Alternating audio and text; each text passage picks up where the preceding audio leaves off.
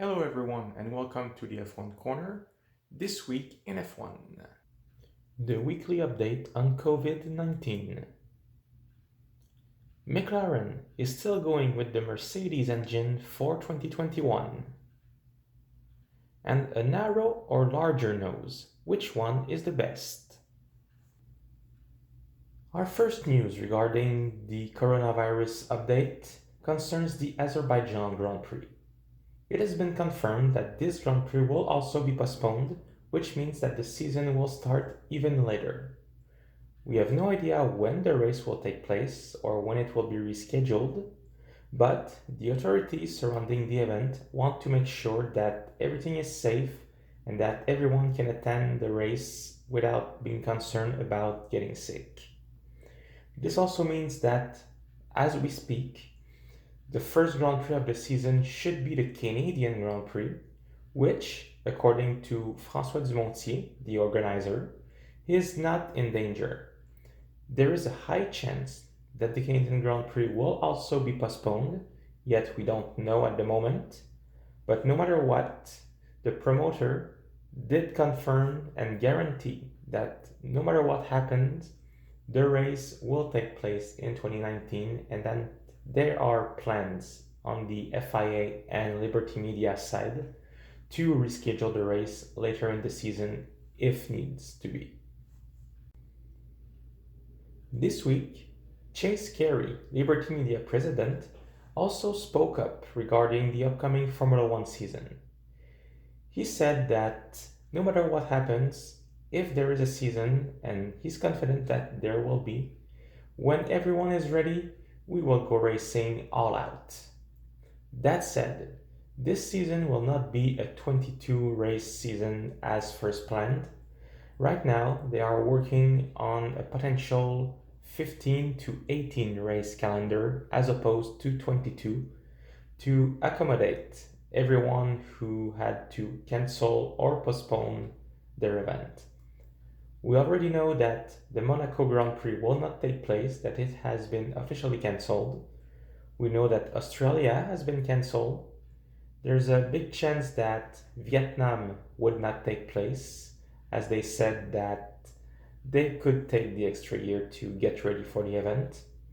And another candidate for cancellation is the Netherlands, as I'm sure they could also use the time.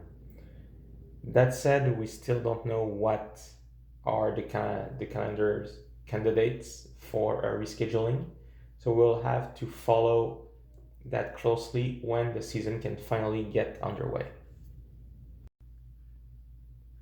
Last bits on the COVID-19 issue.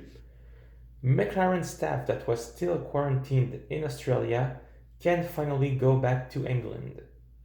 The McLaren team had 16 members still in Australia in quarantine since the Australian Grand Prix cancellation to be sure that they were not infected with the virus. We know that just before the race, one of the team members from McLaren was tested positive to the virus, and to take no chance, the team did quarantine their staff for 21 days, and now they can finally go back to England as there is no danger of them being infected. That said, they had a good time there. They bought some video games and had fun in their hotel rooms at least, so they were taken care of. But I'm sure they are pretty happy to go back home. In other news regarding McLaren, they confirmed that in 2021, they will still use the Mercedes engine as planned, switching from Renault.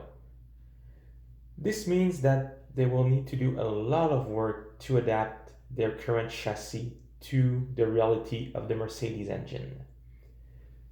The authorities of Formula One already said that the 2021 new regulations are postponed to 2022, and that the team will race with their current package for the 2021 season, which means that McLaren has a lot of work to do if they want to fit the Mercedes engine. Because for those who don't know, a Formula One engine is not the same in every way. The Renault engine is not the same as the Ferrari or the Mercedes or even the Honda.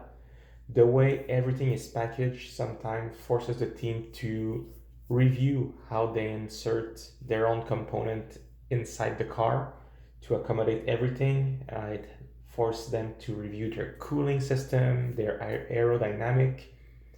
So this will be a big puzzle for McLaren.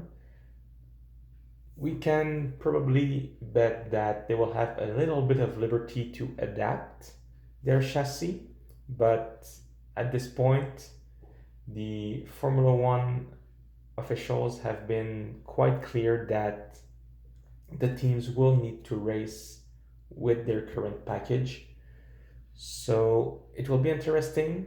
It could be a good move on McLaren's side as they will get a very good engine. But if they cannot make it fit properly, it could become a nightmare as it could be unreliable. The car could just not be aerodynamic enough. So we'll see. And this is a very interesting topic to follow for the 2021 season already. Finally, time for a little tech talk. You might have noticed that some of the cars are different than others. Some have larger nose and slimmer nose. This is where we will focus today. Is there one that is better than the other? Let's weight both. And first, let's understand what it does. A Formula One car is made to generate downforce. Downforce is the air going around the car and making the car stick to the ground, making it grip and giving it more aerodynamic properties, making it go faster in corners. So why is the nose important? Well, the nose is where it all begins. Let's look first at a narrow nose. A slimmer nose is actually more aerodynamic. It offers a better control in low speed corner. But since it has less surface area, it also means that less air goes over the car to make it stick to the ground. So in this case, a larger nose might be better for high speed, but that's only in theory. It depends on how you make your whole car work, of course. A narrow nose also gives more room on each side of it to try and redirect the airflow anywhere we want on the car through the turning vanes, meaning that we have a better control of the airflow all around the car. But slimmer nose also means that it has to be more resistant to pass the crash test.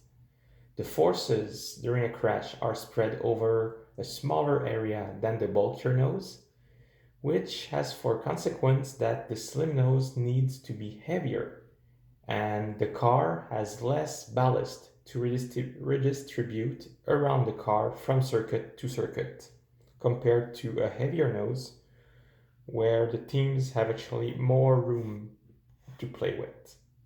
Finally, a slimmer nose also means that everything behind it, the suspensions, the hydraulic, the brakes, has to be packaged even more tightly. When the Formula One remove the front wing, you can sometimes see all the systems behind it, and it is very compact. When you have a larger nose, you have more rooms to fit all of this, and it also means that you potentially have more reliability. But again, Mercedes has proved that with a slim nose you can do very good work. So we have to ask ourselves, why is Ferrari still going with a bulky nose this year? This is a question that cannot actually be answered as we speak. And it's just in the philosophy of Ferrari to go that way. But maybe their car will be in contentions for the championship this year, even though they have this potential disadvantage. Because everywhere you look at it, the slimmer nose seems to be better with this Formula One reality that we have now, with less high-speed circuit and a lot of low speed and even medium speed corner circuits. So it would be a better idea, I believe, to go with a slimmer nose, whichever team you are. But Ferrari have been successful in the last few years, so maybe they can do it again this year. We'll see.